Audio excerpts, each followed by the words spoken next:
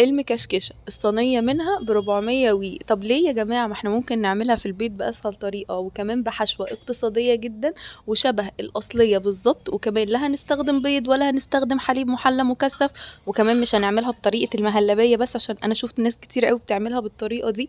وهنجاوب على السؤال الأشهر على الإطلاق، انت ازاي بتقطعيها وما بتتكسرش؟ بجد وصفة رهيبة وطعمها حلو جدا، والوصفة والحشوة بتاعتها مختلفة وطعمها حلو. أول حاجة في الشربات بنبدأ بيها وهي الشربات، لأن طبعا لازم يبقى بارد. أنا بحط كوبايتين سكر لكوباية ونص من المية، وبحط كمان عليهم حبة مية ورد لأن أنا بحبه. ممكن تستغني عنه بفانيليا، ممكن تحطي مكانها عصرة ليمونة، أي حاجة انت بتفضليها. نرفعها على نار ونسيبها تغلي لمدة 4 دقايق، وبعد كده ننزلها ونسيبها تبرد خالص علشان احنا محتاجينها تقيلة وباردة. تاني حاجة هنستخدمها وهي الحشو. الحشو بقى معانا هنا أنا استخدمت نص كيلو من اللبن، وحطيت عليه معلقتين كبار من الكريم جانتيه، وكمان وزيهم كمان 2 من اللبن البودر. وكمان حطيت الحاجة بقى البديلة اللي الشيفات الصح عملوه، ان هم استخدموا البيض والحليب اللبن المكثف عشان يعملوا البودنج بتاع الفانيليا، وده الطريقة الصح.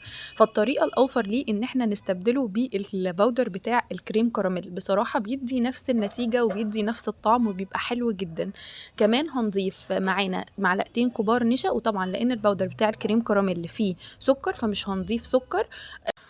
وبعد كده هنقلبهم كويس جدا على البارد ونرفعهم على النار، وبعد كده نسيبهم لحد ما يوصلوا للقوام الجميل ده. انا حطيت كمان معلقة زبدة بس طبعا ما اتصورتش، مش عارفة ليه ما لقيتهاش خالص، بس بتدينا قوام حلو قوي. ممكن تزودي شوكولاتة بيضة لو انتي بتحبي طعمها، بتخلي القوام غني جدا.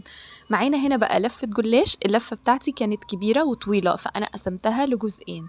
هنا بقى الجزء الاولاني خدته وعملته مدور على قد الصينية، يعني الزيادات دي انا مش برميها، بجمعها كده في كيس، ولما تتكون عندي كمية كبيرة باخدها وبعمل بيها فطيرة بتبقى حلوة قوي وبيبقى طعمها حلو. عملناها قبل كده مع بعض على القناة، حلوة. الخطوة دي مهمة جدا، ما بتخليش الحشو ان هو يخرج منك خالص.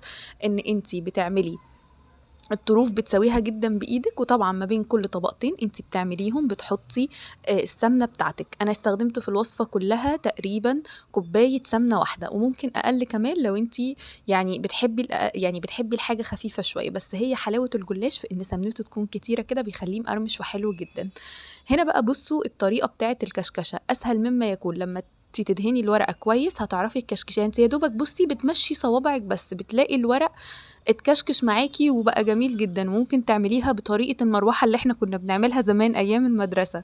يبقى الطبقة الأولانية طبقة عادية جدا كأنك بتعملي صينية جلاش عادي جدا، كل طبقتين تدهني ما بينهم طبقة سمنة محترمة، وبعد كده هنحط الكاسترد اللي احنا عملناه، وبعد كده هنقوم بقى مكشكشين الطبقة اللي فوق ونبتدي ان احنا نرصها واحدة واحدة حسب بقى شكل الصينية بتاعتك، مدورة طويلة. أهم حاجة وانتي بتعمليها يعني مثلا اهي بصوا انا هنا دي شكلها اتفشكل مني شويه، فما اقومش جايبه الطرف اللي فيه كريمه ومطلعاه لفوق، لا ده هيتحرق اول ما يدخل الفرن.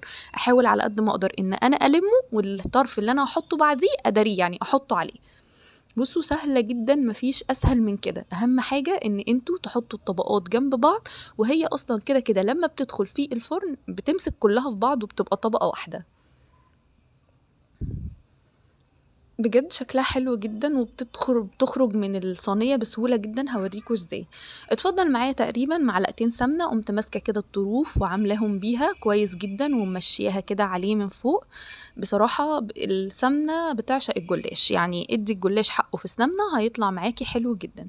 هندخلها على فرن درجة حرارة 170. هتقعد بقى، انا بصراحة قعدت معايا ساعة الا ربع، لان الجلاش بيحب نار هادية عشان خاطر يستوي من بره ومن جوه ولونه يبقى حلو. اللون ده من غير شواية ومن غير اي حاجة، هو انتوا بس ادوها وقتها. اهم حاجة الجلاش يكون سخن، السيرب بتاعكم يكون بارد. بصوا القوام بتاعي لا تقيل قوي ولا خفيف قوي، ده اللي يخلي الجلاش معاكم مقرمش وفي نفس الوقت يعني من بره مقرمش ومن جوه طري.